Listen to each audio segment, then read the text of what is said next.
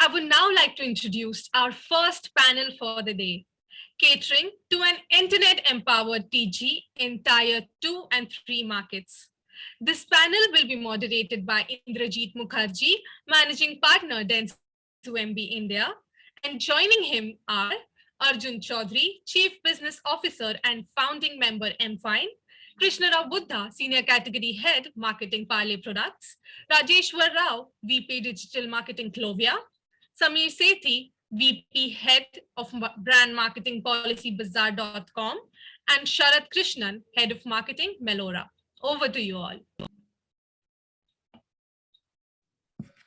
So very good afternoon, everyone.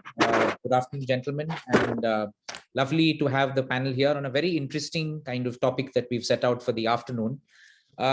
So the first question that I have at this time where, we've seen that the pandemic is actually accelerated the growth and opened up new markets, especially in Tier 2 and Tier 3 towns, largely because of the advent of, smartphones and data costs coming down.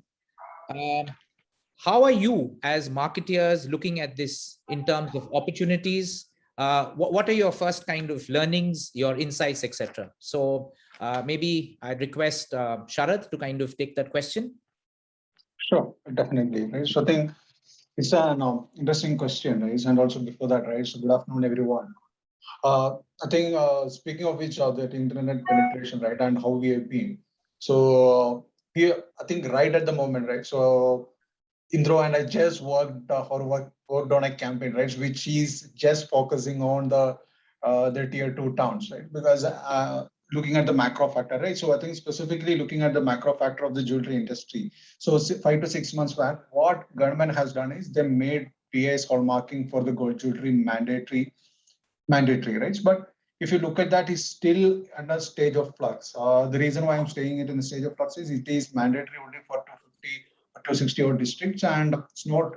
And India, if you look at, there are 700 plus districts. So which would mean, see, the smaller towns, they do not have the access to. They do not have access to this BIS hallmark jewelry. So as a marketer, right? So what we are doing it is bringing that particular message, right? And our ability to deliver BIS hallmarking jewelry to the Tier 2 towns.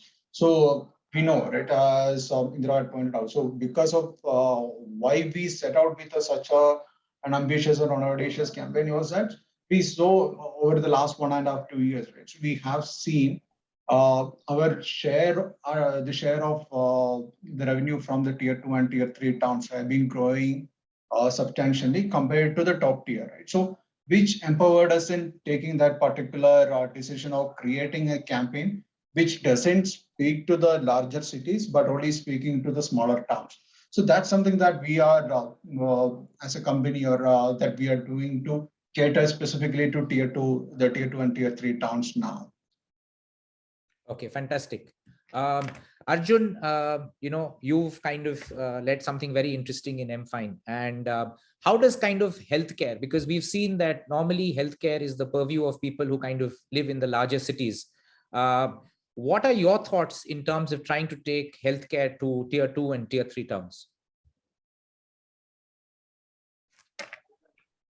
I think you're on mute. Good afternoon, everyone, and thanks for inviting us on this panel. Yeah, so from that point of view, Indrajit, if you look at healthcare, fundamentally, the way it works is it's an aspirational category. What do I mean by that is anyone who has a healthcare issue, he is probably solving for getting to the best, right? Everyone at their each level of economic status, whether it's a middle class individual, he's also looking for something, a specialist, somebody who is obviously upper middle class, they are looking for the best. So everyone always pushes the needle a bit much more on healthcare in comparison to any day-to-day purchases or even luxury purchases, right? So from that perspective, what's happened with the whole internet boom, and specifically with data prices and all of that coming, is accessibility to the top specialists, accessibility to top doctors, to top hospitals has suddenly changed. Healthcare is fundamentally a local phenomenon. When I say local, I do not mean hyper local, I mean local, which means usually there are healthcare hubs and about people around 200 to 300 kilometers around that hub, they gravitate towards centers. So the top 20, 25 cities are the healthcare hubs of the country. And what internet has done and what uh, all of this has done is it's basically moved the access, and platform like us, which are kind of bringing some of these top specialists online, working with the top hospitals today, where we work with Columbia Asia, Manipal, we work with Fortis and so many others, is giving access to, let's say in Bangalore, suddenly the top doctor at Sparsh Hospital, orthopedic surgeon at Sparsh Hospital is accessible to somebody sitting at Mysore. Eventually, for something very severe, he will anyways travel to Bangalore. But that first level of access, and actually 80% of the cases, actually, you don't really need to interact with the doctor. It can be resolved through tests, diagnostic tests, imaging tests, but more interaction with the doctor. So something like internet has really changed the game there. And it's really opened the market. Also because, like I said, healthcare is also a sector where everyone is trying to get the best. Like education, healthcare is also another sector where people go a bit beyond to get the best care. And that's the primary reason. And we are seeing a quite a significant growth. COVID kind of moved it, that whole curve even faster, because a lot of people were forced, obviously, because of lockdowns and limitations. And typically large centers being overwhelmed with just COVID cases, people had to stay home. But I think so just the whole internet thing has just boomed it for tier 2, tier 3 towns to now access the best care. And platforms like us and other similar platforms have really leveraged that benefit. Even standalone hospitals who have their own uh, infrastructure which enables consumers to interact with them remotely, that have also scaled significantly. So I think so it's definitely brought in that. And healthcare being an aspirational category, I think so it was quite an easy fit, because even people in tier 2, tier 3 were looking for the best. It was just an accessibility issue, and which internet has kind of brought it down significantly. Okay, fantastic. When you talk about healthcare, and I think one of the categories that come very close is insurance. And my next question would come for Mr. Samir. So how do you kind of see the spur of insurance, especially during the pandemic? So what's your sense of how the industry has been kind of growing, where we've seen that the penetration of insurance products in India is not that significant? Like, what's the change been, and especially in tier 2 and tier 3 cities?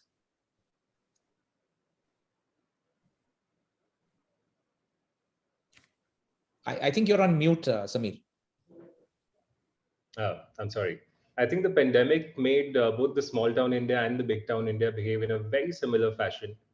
There was a heightened realization of the need for particularly term and health insurance, which are protection instruments. And in terms of the requirements of people, in terms of the triggers to purchase, in terms of the outlook, in terms of the questions they would ask, in terms of the way they would understand the products, in terms of the way they would want to understand the products deeper. I think the small town India is growing to behave in a very similar way like the big town India, and that also marks a kind of evolution, evolution of understanding, and evolution also sort of brought in by the easy access to internet and the comfort that they now feel with online payments. Probably one of the biggest reasons why people wouldn't want to purchase something online, especially when something physical is not being delivered to them and they could pay cash on delivery, was the fact that they were not very comfortable paying online. Now we see that that is also slowly changing, and UPI is also contributing in a big way to that. So I think there is a higher comfort for people to purchase online in the small town India as well. And B, obviously the pandemic sort of heightened that need and sort of fastened that process as well. Sure.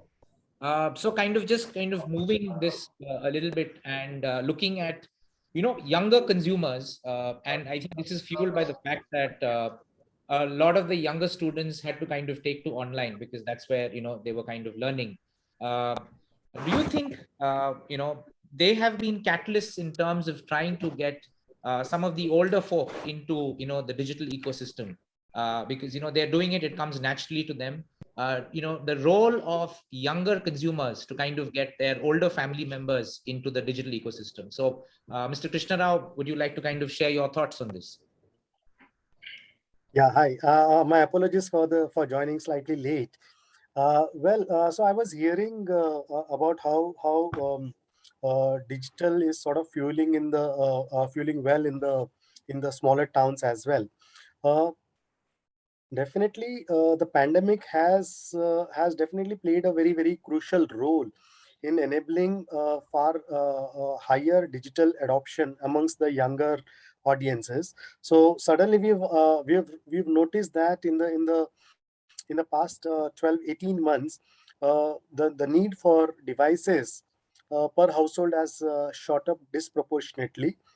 uh, be it the smallest screen, or be it the tablets, or be it the desktops, or the laptops for that matter, there has been a disproportionate increase across households, and online education definitely has propelled that further, and it's become a lot easier. Of course, the younger generation are far more receptive to such new changes in the technology, but at the same time, the other members, relatively older members of the household, have also familiarized themselves to this new technology, or technological revolution, I would say, and that has also forced. So, on from the consumer perspective, consumption perspective, it has removed the barriers to easily adopt digital, and they have become far more receptive to ordering, say for example, or consuming digital. While the lockdown was there, so they were forced to order groceries online. So that clearly is an indication of early digital adoption, and it is further propelling into the smaller towns as well. So as that happens, I think we can, as a marketer, we see that that is a greater opportunity.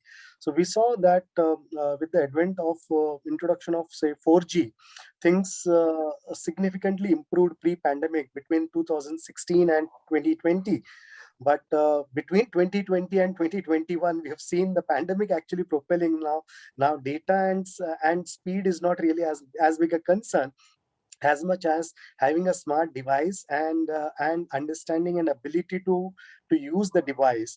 And as a result of which, as a marketer, I'm seeing a huge potential, growth potential in these cities. Fantastic. Moving on to Mr. Rajeshwar Rao, you come from a very different space, which is the lifestyle space. What is your sense been in terms of younger consumers playing the role of influencers or catalysts to some of the older folk? Yeah. So good afternoon, everyone. So when it comes to tier 2 and 3 cities, I mean, so growth in tier 2 and 3 cities is supported by multiple factors. So one could be, I mean, rising adoption of social commerce.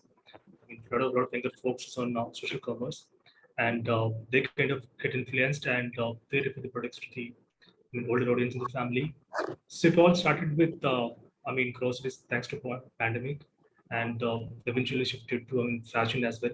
So fashion is one of the industries just seen a significant growth during this pandemic times, And so one more factor is, I mean, faster and time deliveries, and content in vernacular languages, and adoption of digital payment with greater internet penetration, And when it comes to our category per se, I mean, our category is largely, I mean, unorganized or semi-organized per se.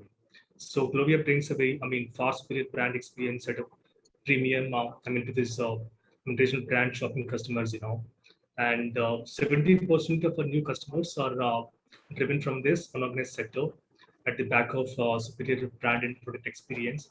And like I said, the pandemic disruption was accelerated as people become, I mean, more quality conscious, as well as the mass adoption of internet shopping, starting from groceries, like I said, I mean, which percolated down to essentials and fashion, Yeah. Okay. Fantastic. So, question to Mr. Krishna Rao. have you as a client, have you kind of devised specific strategies or campaigns that specifically target tier 2 and tier 3 audiences? Have you kind of thought about that? Yeah, absolutely. Absolutely. See, traditionally or conventionally, if you look at Parle, Parle has been skewed a lot more towards the rural markets. Okay, for decades together, by virtue of us being a value player. So most of our biscuits or products are available at a price point of around 5 and 10 rupees. As a result of which, a large focus for Parle has always been the rural markets. But as this change occurred, so we've significantly increased our focus on the tier 2 and tier 3 towns as well. And as far as say looking at devising custom strategies, what has happened is, we have seen a more than 3x kind of a growth, especially when we look at consumption markets of tier 2 and tier 3 towns, particularly fueled by e-commerce. So our e-commerce play till as early as say Jan 2020. So suppose if I were to share the construct of Parlay's contribution from different channels, uh, almost about 7 to 8% contribution comes from modern trade, and about 2% comes from used to come from e-commerce, and the rest 90% from the general trade. This was the scenario in Jan 2020. Now, as we speak, so e-commerce has gone up to almost about 6%, 5.5, 6% contribution. Modern trade has remained somewhere in the range of about 7 to 8%. And we have seen that general trade has definitely gone down to the levels of about 85, 86%. So what has happened is, this growth has come disproportionately from tier 2 and tier 3 towns, though I am not denying that we did manage to get some growth from the urban markets as well.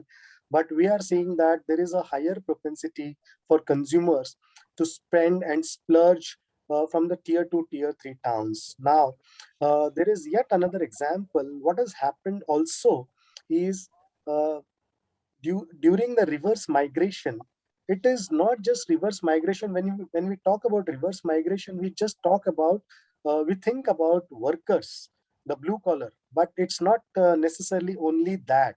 So it's like people like us who actually wanted to go back to the parents, to the smaller tier 2, tier 3 towns, because there was no point if someone was paying rent or whatever. So people thought, now if it is going to be work from home, might as well actually go to my family, spend some quality time, and also it will be much safer, because urban was definitely a cause of concern. So which means the digital adoption is that much easier. People who are exposed to metros, and if they have gone to smaller towns and cities, so they are definitely going to consume a lot more, because they're habituated the way an urban consumer is. So those to my mind are the points where we really found a great acceptance and a terrific growth coming in from this tier 2, tier 3 towns. Sure. I'd like to address the next question to Samir. Samir, what are your learnings? Have you kind of had to develop or devise special strategies or campaigns that specifically target tier 2, tier 3, or it's just a campaign that you would develop and run it pan India?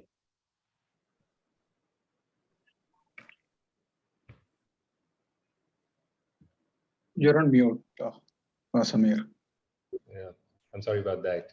So fundamentally, the message that we bring out for consumers is fairly universal in nature. We don't tweak that particularly for the smaller cities, for tier 2 and tier 3 cities. But in terms of the media mix, we're very particular to ensure that the reach is not just coming from fairly large cities and metros. The reach is also coming from smaller cities across different geographies. Okay, great. Next up, I'd like to ask, all of you, I mean, at the end of, developing a great campaign and looking at data, is actually delivering to the consumer, where service becomes, really important. So you need to have a very strong customer support team. And I'd like to kind of take this question to Sharath. Sharath, yours is a brand that kind of is in jewelry, and that's Yeah. like a high risk, and kind of you need to kind of get it out there, and you need to kind of fulfill the customer's, order. How do you kind of ensure that there is delight, where you could see that there's a delay in kind of a shipment, etc.? So how do you manage, customer expectations, and have there been any learnings as you kind of grow the brand? Yeah, so see, there are multiple checkpoints for us, right? So right from the placement of the order, right? So there is the manufacturing, then the shipment, then the delivery, right? So and then the delay of opening the box, right? So which is something that irrespective of the city or the city or the location the consumer is coming from, that unboxing delight is something that everybody is looking for that, right? So over the last 1.5 to 2 years, right? So we redid the entire packaging, right? So make it much more resonating with the brand and also much more delightful, right, when it comes to the opening. Right? So once you open the package and then the box, right? So how do we do that for every single consumer, right? So irrespective of that's something that we did, and specifically from the smaller towns. See, I think the issue that people would primarily face is from a delivery perspective, right? So the ability to deliver faster on a larger town is significantly better than what we can do for smaller town. So what we have is we have strong SLA with our delivery partners, right? So for each of these main codes, like this is a particular type, and we do make the customer sensitized about here the timelines. Okay, this is how it would be, and we keep the customer informed at the each passing stage, right? So moment the product passes through the checkpoint, we keep them informed. Right? So, and apart from that, right? So the trust markers that we have in terms of the exchange policy, the return policy, right? So and what we do, right? So the kind of BS hallmark, all those things will add up to the delight that what we talked about. Sure. Arjun, like to kind of take this next question to you, which is share some delight stories that you've actually kind of heard in the journey with Mfine, where you've had, tier 2, tier 3 customers actually feeling very strongly about, the services that they've delivered hitherto unknown, when they're in a small town. So would love to hear, some of the lovely stories that you would have picked up as part of the brand. Yeah, so I think so. Being in a healthcare brand, I think so. We get that opportunity to really impact life of people very closely. Some of the most interesting ones is we've had a couple who's traveling with a young child on a train, and the child started having fits. They didn't have medication, and there was a young graduate, as in you can say a young professional of 23-year-old who was traveling with them as a co-passenger, not like he knows. That person knew about Mfine. He quickly downloaded the Mfine app, got a pediatrician to speak to the parents, and the child was handled comfortably. At the next station, they got down, they got the required meds. So something as impactful as this, right? Where you really have no system to work. It's impossible to even think where you will get a doctor from, how it changes, how accessibility plays a role, something like that. We have had a fantastic one. Then there have been situations of uh, there's been a patient who's been suffering from a specific skin condition in Kashmir, and he's been unable to solve for it. He spoke to a doctor of AIMS who was on our platform in Delhi. The doctor understood where he's located is the medication was not right in line to that. He was able to get the medicines which was shipped by us and the treatment care, and something which he was suffering for the last 15 years because he was he was in a very remote location in Kashmir, and from there it was able to change. So things like this is what really changes.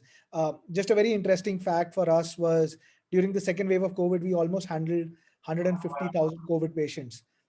And we had a hospitalization rate of 0.67%, which was much lower than the national average.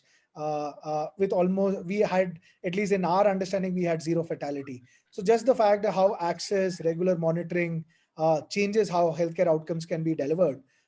Medication, etc., access to medicine is one part, but I think so we've really seen very compelling and really similar kind of stories where people have really leveraged benefit of top specialists from the top cities and being able to address their problems.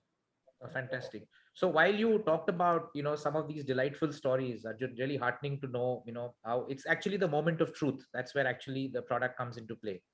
But I'm sure this is also not happened, and you're steeped with challenges. What do you see are some of the challenges of either adoption, because seeing a doctor physically and seeing a doctor online, they're two different things, especially when it's healthcare. So what do you see as some of the challenges as a brand going forward? So I think so the biggest challenges for us for good amount of time was just pure adoption, trust of something which was being delivered remotely. I think so a lot of this trust came from the fact that when came the first wave of COVID, the telemedicine guidelines, which hadn't been completely drafted line by line for the last 10 years, got done in like a week's time by the government. The second part, I think so, I think so COVID just forced people at some level to try out services like this, trust the capabilities of top doctors remotely. And I think so we have basically seen that's been the game changing moment. The other thing is, I think so the other thing for us, which is a big challenge and for which we have to continuously involve, is healthcare. Again, even though it is consumed by consumers across the spectrum, being vernacular is very crucial to it. So the services which are very close to your heart, like for example, if you talk to the most learned guy sitting in Hyderabad, when it comes to when he likes to speak to a lawyer or he'll like to speak to a doctor, he'll preferably want to interact in Telugu. Same way somebody in Maharashtra, same way somebody in Kerala, somebody in Tamil Nadu, somebody in UP. So vernacular supply, or you can say vernacular network, plays a big role. So having doctors across the board, and really even building our app where it can respond much more vernacularly, I think so is going to be the biggest challenge for us, and really scale up to that, because I think so one, it gives us huge potential of scale. Even from a marketing perspective, we've seen vernacular communication hits far more closer than just talking in one language, which might not be relevant for everyone. So these are some of the big challenges and around us. That's really fantastic, and you touched upon something which is vernacular, and you just kind of make the brand come closer than this foreign brand that is trying to talk to me. So I'd love to hear what Mr. Krishna Rao. What do you feel? I mean, you've been a Heartland brand. What do you feel about talking in vernacular, and how is that kind of changing in terms of your content strategy? Yeah, would love to hear your thoughts. Absolutely. So if you just go back a few decades back, typically if you notice, all test marketing used to be conducted down south, and the primary reason was that market was media isolated. So and very well advanced in terms of media. So they had their own channels, like markets like Tamil Nadu, Karnataka, Kerala, Andhra. So they had their own channels, so it was much easier. One could actually have a controlled measurement as to what's happening to the launch. But now no more. Frankly, things have really changed. So it is just beyond those 4 or 5 south markets. Now if you want to do a test marketing in Bengal, why not? If you want to do it in Punjab, why not? Maharashtra, why not? So every market has proliferated and fragmented. And actually, we all know that India is several countries, actually in one country. And every few kilometers, there is a change in dialect, there is a change in the language. And that is where, as a marketer, it becomes extremely challenging. But at the same time, what we've noticed is whenever we have done a custom communication, it has actually, it has really touched the chords with the audiences very well. So whenever we have done customized communication for a particular market, we've done communication exclusively in Bhojpuri language. And now with digital, so typically one would talk about the social media. So typically everything is in English or max Hindi. But now you have options, platforms where you can actually do vernacular content. Uh, Players like ShareChat actually help us reach masses and across geographies, where we do a lot of regional and local content actually. And we all know, Arjun rightly highlighted that there is immense potential. So everybody would want to speak in their mother tongue, typically I'm saying generally across wherever. And if a communication or someone is speaking in that same tone or same language, the cut through becomes much easier and much closer to the heart. The conversation can be that much more gripping, and the brand can have a far superior connect. And I think we are still getting used to it, and I think there is a long way, and we are looking at every platform, every opportunity to go as deeper and connect with the audiences across the country. That's lovely to know. Moving on to another category, which is fashion. And, Mr. Rajeshwar Rao, how do kind of, tier 2 and tier 3 consumers look at, fashion that is, all pervading in the cities and the larger metros? How do, small town consumers actually look at it? Do you kind of see them, kind of completely up to date with what's happening? Is there a specific line that you kind of separately make for them? Would love to hear your thoughts. Right. So, I mean, 60% of Clovia's sale come from tier 2 and 3 cities, by catering to almost 20,000 plus pin codes and 950 cities. So we can tell basically what color, fabric, preference, and size range is best for these customers. And one of the challenges, fashion product mix that appeals to each region has been a big issue in our category, and there is limited scaling of button brands in the space. So, but we've been broken free from this thanks to the rich media. I mean, the data we have, we've been able to, mine this, huge data with us, and proprietary demand projection algorithms, So through this, we can create different products to different regions. And one more thing which we do is, we have this customer support team and other mediums through which we can collect feedbacks from all these customers. So each day we get about 1,000 product feedbacks, and we have about 140 million sub data points, with us, right? So which help us tailor product mixes for smaller towns, So I'll give an example. So when our teams were designing fits for this night suits category, so we built 3 different ranges, one for joint family line and nuclear family line, and for a girl living in a PG, of course. So when it comes to design, the length of T-shirt, for example, was a bit longer for a joint family line, and the selection of graphics and prints and etc. also varied between the 3, So that's how we go about it. Sure, lovely. Coming to something which is very interesting with so much happening in tier 2 and tier 3, and maybe Mr. Rajesh Rao, you can take the question, which is, yeah, do you feel that the next big inspiration or the next big invention will kind of come from tier 2 and tier 3 markets, which is there's so much action over there? You think the next great idea is going to come from there, and what's your sense on that? Of course. Like I said, we've seen now very good traction from tier 2 and 3 cities, and post pandemic, like I said, we've seen a sharp shift towards tier 2 and tier 3 now. And so what we're doing to encash this kind of opportunity is, we kind of promote cash free transactions, and we also incentivize customers with a discount on digital payments and all. And so to be ready, we aggressively integrate as many digital payment options as possible. Right from UPIs, wallets to so many PG payment gateways. To ensure accessibility to all of our customers, and to build the credibility and trust factor, we have very friendly written policy, and a very well managed post-purchase service.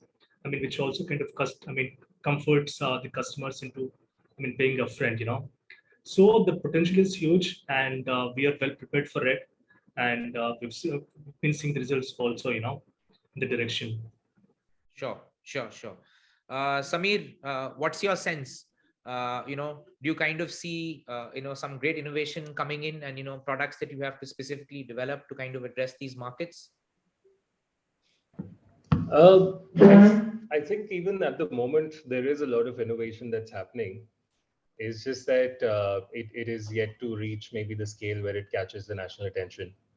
But I believe with the digital revolution sort of making it a leveling playing ground for everyone, I don't think it's very far away that we see something really big coming out of these smaller towns. Okay. Just kind of interesting to ask you that, do you still see consumers were from tier 2, tier 3 towns, slightly not so receptive to kind of get themselves a life insurance policy? Do you think that it's important, or has the importance gone up, especially with the pandemic? Like, what's your sense? So, Indrajit, I don't think it is a small cities versus big cities comparison so much. In terms of the incidence rates, in terms of the percentage of people realizing the need for insurance, I think that is pretty much similar to both the smaller and the bigger towns. The only difference is that now with digital platforms being available, uh, and a lot of information about these products being readily available on their devices, the reception has increased, if at all. There has been a change, and this is happening at a much higher speed in the smaller towns as it is happening in the bigger towns, because the bigger towns has always had this physical infrastructure of distribution of people around them who've been sources of information about these products for them. But now the smaller towns as well have a lot of these informations very handy on their palms. Okay. Okay, great. Sharad, like to kind of, probe you on the fact that you're dealing with something which is as precious as gold. And often that comes with a lot of, skepticism to say, is it, proper BIS hallmark gold that I'm buying? And, what are your thoughts in terms of how, customers, or what are the strategies that you're putting in place to ensure that, people know that it's, hallmark jewelry, and basically to kind of get their trust, especially for a category like gold? So so what we're trying over there is, I think, building the brand, right? So building the brand with the strong trust, so strong trust behind it, right? So any campaign that we do, so certain things that we ensure is we keep on repeatedly saying, right? So keep on saying in all the communication about BAS hallmark gold, right? So that's one of the biggest questions that people would ask. See, even the calls that we are getting to our support team, right? So even the customers asking even in the stores in the larger towns. Right? So people are asking, is it BS hallmark gold? So reinforcing that particular fact in all the communication that we do, right? So whether it's the larger national campaign or the print campaign or in the social media, keep on reinforcing that in the frequent interval. That's one thing that we do.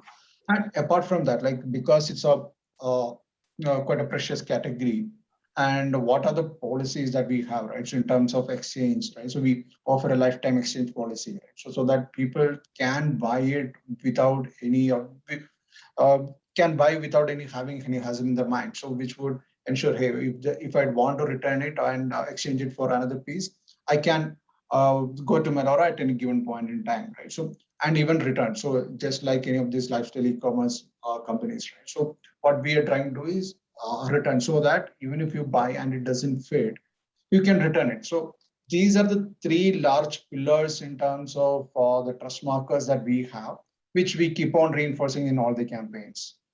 Okay.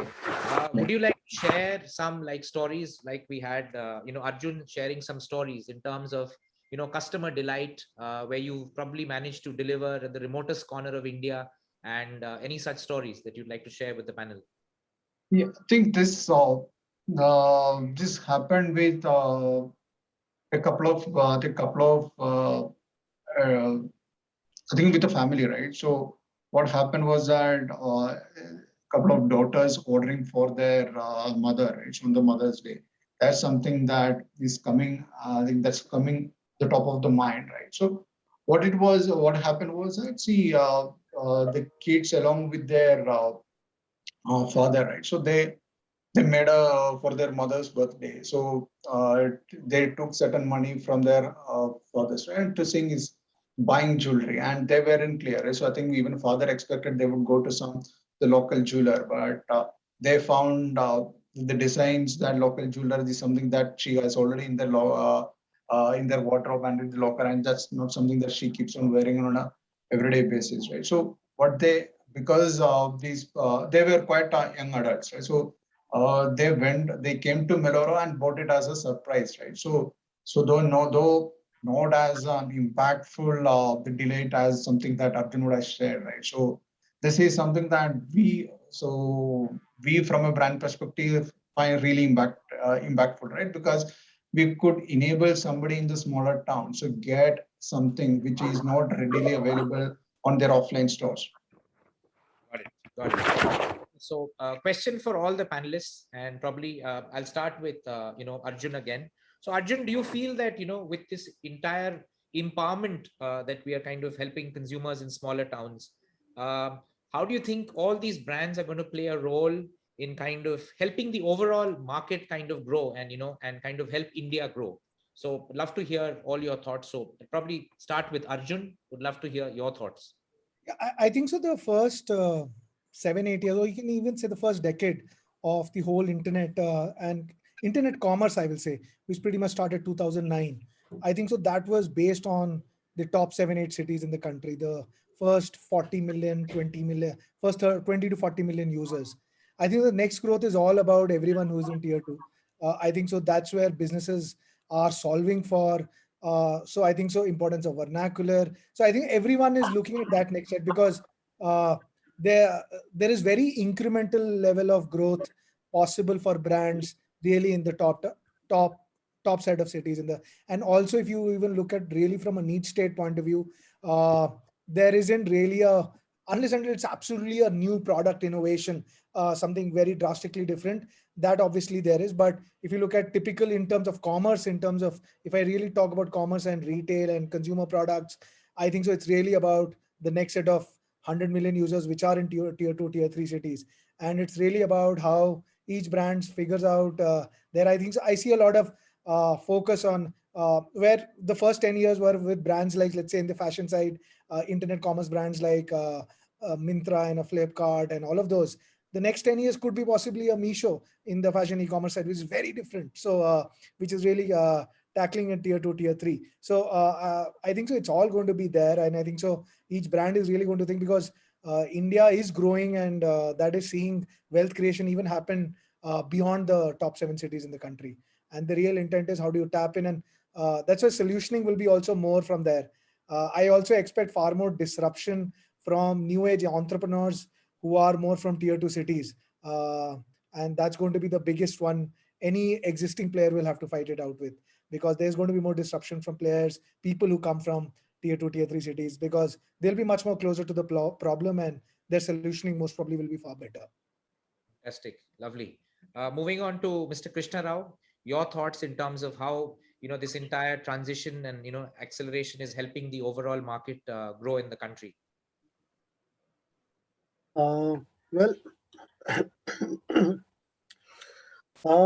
yes. So I absolutely in total agreement with what Arjun mentioned, that there is definitely going to be a very high level of disruption, high level of innovation, which is likely more likely to occur in the tier 2, tier 3 towns. And though I'm not saying that the rate of innovation in the mega metros and metros will go down, so though that will continue, but I'm saying the rate at which we are seeing innovation coming from this tier 2, tier 3 towns, that is going to significantly increase in the next few years, is what I'm trying to indicate. And we have already started seeing that happening from so not every innovation that we've seen in the recent past has come from the megapolis, but we've seen that relatively the next metros have been actually fueling such innovation and growth. But now I think the next turn would be from these smaller towns where we are seeing a large disruption to occur. This is further going to be fueled by the fact that let's assume we know that what 4G has done, but let's assume now with the onslaught of something like 5G or so, things are going to be drastically different, and we all know that that is further going to fuel a lot more digital growth actually from this smaller tier 2, tier 3 towns, is what I really feel. Sure. Fantastic. Samir, would you want to kind of share your thoughts in terms of how you see this transition and how it's helping the economy grow? So, Indrajit, I think, yes, of course, a lot of innovation is going to come from smaller towns. But I think irrespective of where the home of the innovation is, the ideation around the innovation, the solutions that people are going to come out with, they're going to come out with those solutions keeping the very large small town base in mind.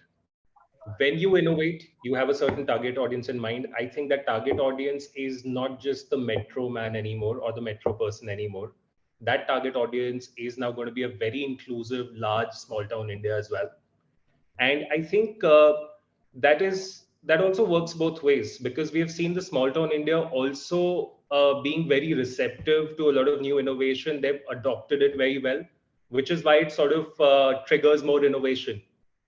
It is very cyclical in that nature. And I think that's going to continue to happen, irrespective of what the home of the innovation is, whether it's the metros or the smaller towns.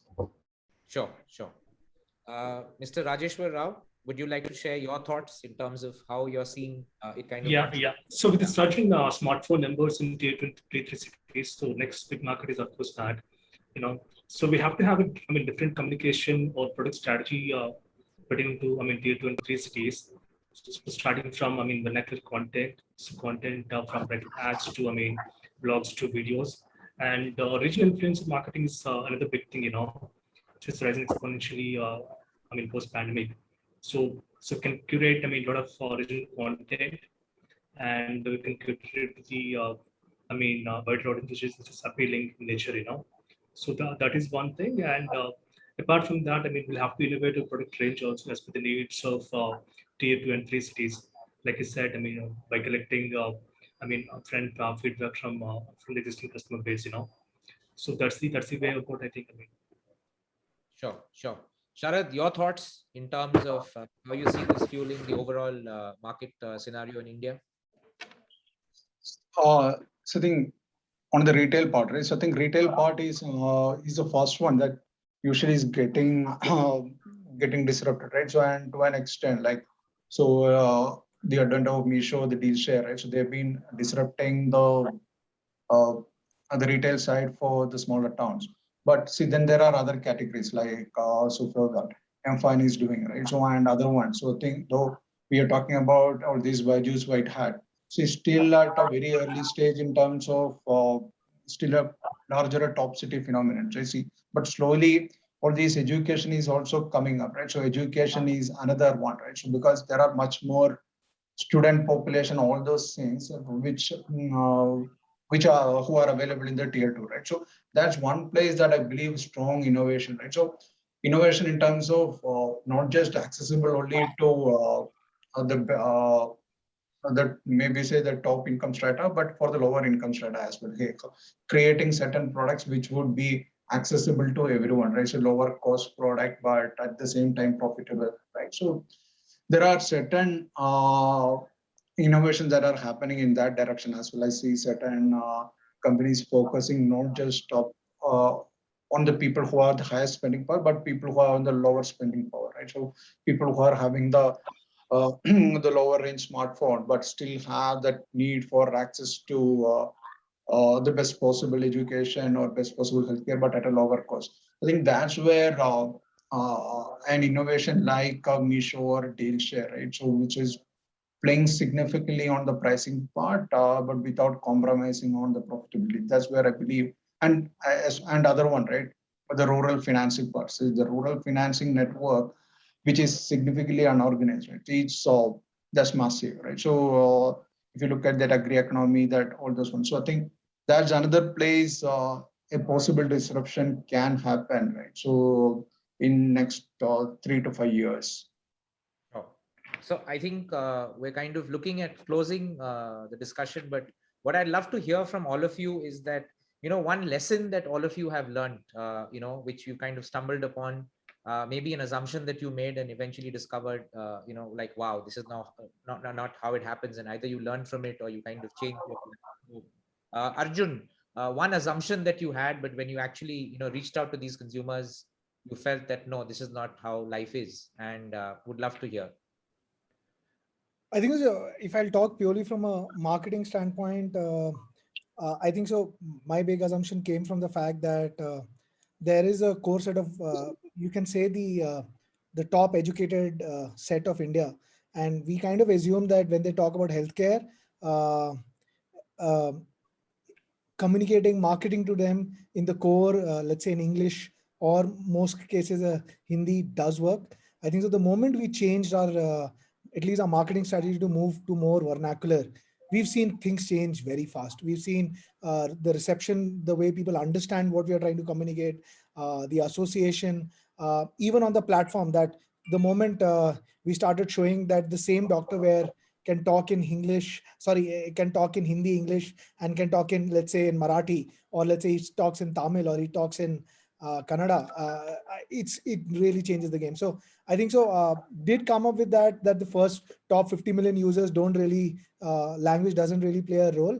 But I think so.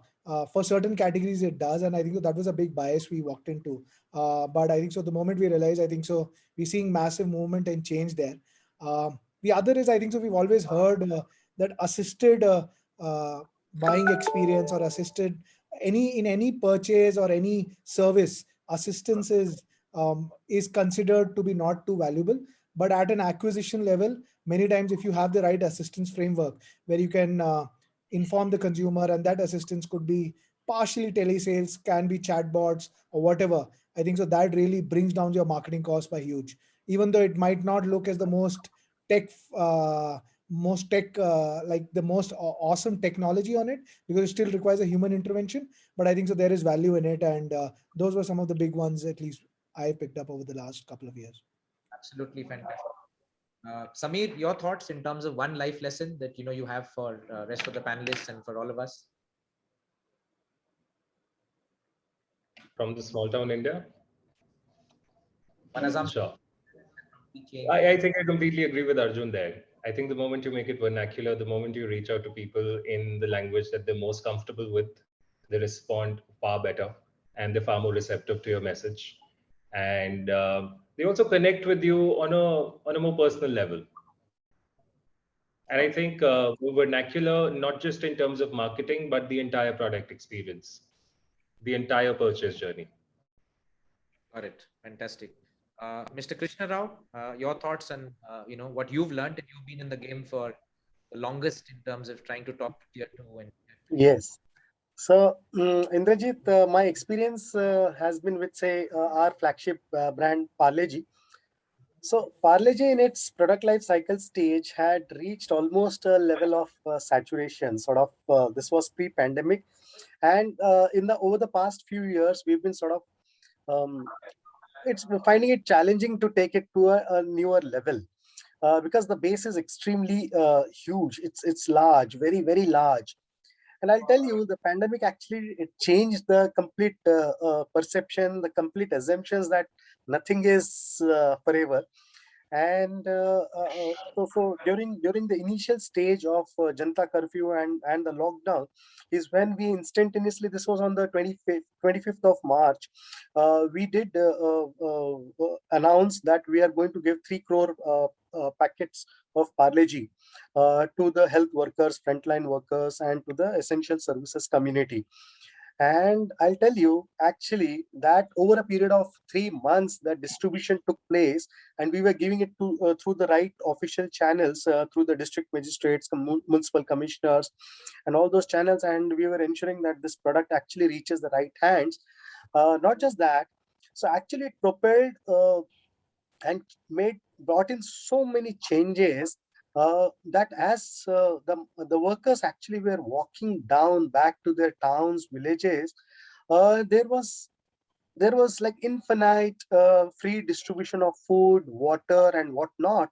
And of course, there was biryani, and there was water, and of course, there were packets of Parle-G being given free of free of cost, were being getting distributed. So there were many stories where actually people have had only a pack of Parle-G and survived. And they've had journeys of lasting for about 7 days, 8 days. 8 days they have been walking, and so on and so forth. So what the entire episode has taught us is actually nothing is sort of permanent, and I'm saying things have changed for the better, and it has actually reinfused an excitement and brought a nostalgic value, added additional nostalgic value to a brand like Parle-G. And now it's doing at it's going to a different level altogether, and we have seen never before kind of growth rates for this brand. So I think that's been a very big learning for us, a big eye opener for us. Fantastic. So I think we've run out of time, but thank you very much, gentlemen, Arjun, Mr. Krishna Rao, Mr. Rajeshwar Rao, Mr. Samir, and Sharad. Thanks very much. And hand Thank you so much, Indrajit. Thank you. Thanks, Thank you. Arjun. Yeah, thanks everyone. Thanks. Yeah, That's great Amir. interacting. Yeah, bye. Thanks. Bye-bye. Thank you so much, panelists. Our audience have received massive takeaways from this discussion.